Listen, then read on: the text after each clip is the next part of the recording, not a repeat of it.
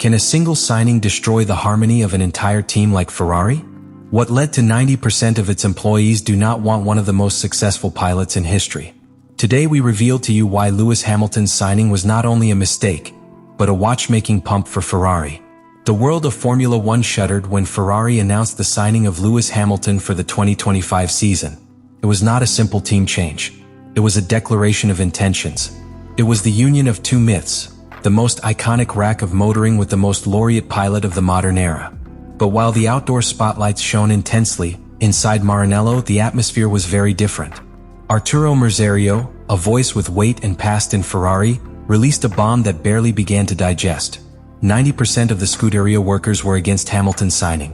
What seemed to be a master play from marketing and show was generating an internal fire of difficult proportions to handle. Merzario's statement was not randomly released. He knows the culture of Ferrari, that microcosm where tradition, pride and hierarchy weigh more than the championships. And precisely because of that, this news is so serious. Ferrari is not another team. It is a closed, almost familiar ecosystem, where Italian roots, own history and technical identity are part of the factory's DNA. In this environment, the arrival of an external and as dominant figure as Hamilton represents a disruption. It is not just a new pilot. It is a symbol of another car culture, that of Mercedes, that of the recent enemy.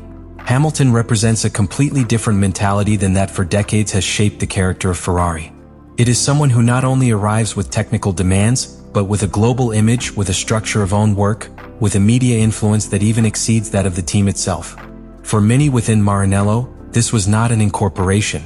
It was an invasion. The resistance not only occurred among engineers or mechanics, also in sectors of the board, in people who have been working in Ferrari for decades and who feel that this movement was not a sports commitment but a marketing play. The opinion that Merzario shared reflects a deep feeling that this signing was not made to win races, but to sell t-shirts, to upload shares, to reposition the Ferrari brand at a commercial level in a market where Mercedes takes them years of advantage in corporate image.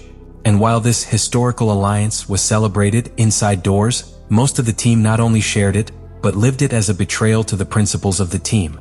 In Ferrari, no already consecrated champions are signed. They are forged. They are created within the team. That was the way with Schumacher, with Lauda, with Alonso even at the time. But Hamilton did not arrive to build. He arrived in theory to culminate his career. And that, in Maranello, is perceived as a threat to internal philosophy. This emotional fracture became evident from day one. There was no warm reception that is seen with other signings. The gestures were measured, forced communication, empty institutional messages. And all this, in the context of a pre-season where technical problems were already beginning to appear, made the environment thicker. While other teams talked about integration, Ferrari talked about adaptation. And that said everything. This is the true story behind Hamilton's signing. Not a glorious union of two giants, but a collision of cultures, interests and visions of motoring. A movement that, instead of consolidating Ferrari as an aspiring title, threatens to dynamite from within its most sacred structure, the cohesion of the team. The conflict that began as a cultural clash inside Ferrari soon moved to the track. Lewis Hamilton, accustomed for more than a decade to a structure such as Mercedes, methodical, predictive and focused on his technical needs, suddenly found himself in an environment where nothing fit his work style. And the worst was not just internal resistance, it was the car. The Ferrari SF25, a car designed and developed with a very different philosophy from the one Hamilton had been driving, became its main adversary. From the first laps of the pre-season in Bahrain to the first 3 calendar races, the signals were evident. There was no synergy. There was no connection. Hamilton's conduction, precise and sensitive, did not adapt to the aggressive and nervous characteristics of SF25. One of the most serious problems was the assisted management system. Ferrari's hydraulic direction offered an inconsistent response in high-speed curves. Where Hamilton needed confidence to attack, the car returned uncertainty. Each entry to curve was a void leap. The calibration did not deliver the level of precision he expected, causing constant doubts when drawing. This is critical in your style, where the minimum curve speed depends on your ability to anticipate grip. Without that certainty, the pilot cannot push to the limit. And unable to push, Hamilton is not Hamilton. The front suspension, changed from a pushrod to pull rod, only worsened things.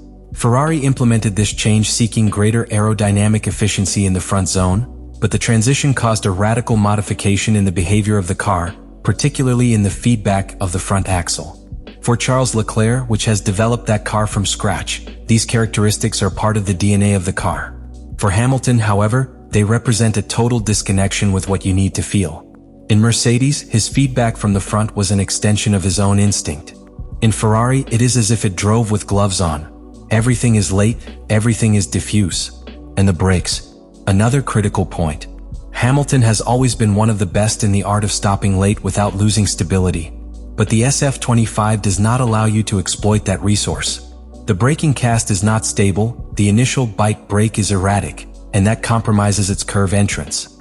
In the Australian GP, for example, it was forced to completely modify its approach. Stop stopping the limit to avoid blockages, and that in your case, it means wasting time, losing confidence, and above all, losing identity. Fred Vasseur, team leader, openly recognized that they had underestimated the challenge. On a technical level, Ferrari knew that the integration would be complex, but I did not expect the car to behave so badly with a leading style other than that of Leclerc. The updates were late.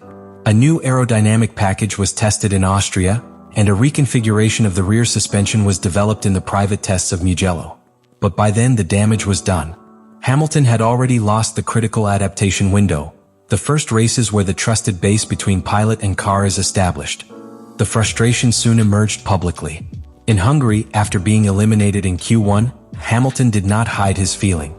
It was described as useless, a word full of symbolism. It was not a criticism of the team, it was a statement of impotence, of feeling out of place, not recognizing yourself in performance. These types of statements are often seen in a pilot with his record, but they are a direct reflection of what lives internally, an emotional divorce with the car. The current situation between Lewis Hamilton and Ferrari is much more than a history story. The most immediate consequence of this internal tension has been the inability of the team to capitalize on the potential of its alignment. Ferrari is not simply missing a 7-time world champion. He is throwing an investment that had to place them at the top, and instead, he has pushed them into uncertainty. The most worrying thing is that the fracture between Hamilton and Ferrari does not manifest itself solely in the lack of results. It is a problem of perception. The gestures, the statements, the looks between engineers in the boxes of boxes, everything transmits a silent but powerful narrative. There is no mutual trust. There is no unit. And without unity in modern Formula One, it is not competed by championships. It survives. Hamilton, meanwhile, faces one of the most difficult decisions of his career. Every weekend that passes without podium is a blow to its legacy. He is not in Ferrari to add points, it is to make history. But without results, without a car up and without the complete back of your team, that story runs the risk of becoming bitter. And no, the cameras no longer show it with the same energy. Their statements are more mesurated, less confident. It is as if he understood that, for the first time, the road to the top no longer depends only on him. Within Maranello, alarms are also lit. The SF25 project, which should be the logical evolution of the progress shown in 2024, now seems to be mortgaged to a pilot who fails to extract his performance. And the other face of the currency, Charles Leclerc, although fast, is not achieving the results that justify the asymmetric structure of the team. Ferrari is trapped between two poles. One media, which revolves around Hamilton, and another sports, focused on Leclerc. And this duality is paralyzing them. The greatest consequence of this fracture is perhaps invisible. It is the blow to the Ferrari culture. For decades, the Scuderia has been much more than a team. It has been an identity, a religion for its workers and fans. But today that culture is in dispute. What does Ferrari mean in 2025? Is to adapt to an external figure for commercial interest or preserve the technical essence that Gloria gave them? Hamilton's arrival has forced the team to confront this question. And for now, they don't have a clear answer. This story is not even close to its end. Because beyond the results that Hamilton may or may not achieve this year, the true outcome will occur outside the track. In internal decisions, in strategic meetings, in renewed or finished contracts before time. What is at stake is not just a season, not even a championship. It is the legacy of a pilot and the integrity of a team. Ferrari has opened a door that can take them to the top, or to the silent collapse of their own identity. What is happening with Lewis Hamilton and Ferrari in this season is not just one more anecdote in the history of Formula One. It is a reflection of how strategic decisions, when they are not aligned with the internal philosophy of a team, they can have devastating consequences. It is not only what we see on the track, the points, the positions, or the chronos and classification. What is at stake here is much deeper. It is Ferrari's soul and the validity of one of the greatest pilots of all time. And this is where your opinion matters. Do you think Ferrari had to bet on a pilot like Hamilton at this stage of his career? Or that this union was incompatible since its conception? What weighs more in a team like Ferrari, tradition, technique, or the opportunity for a media blow? Let it in the comments.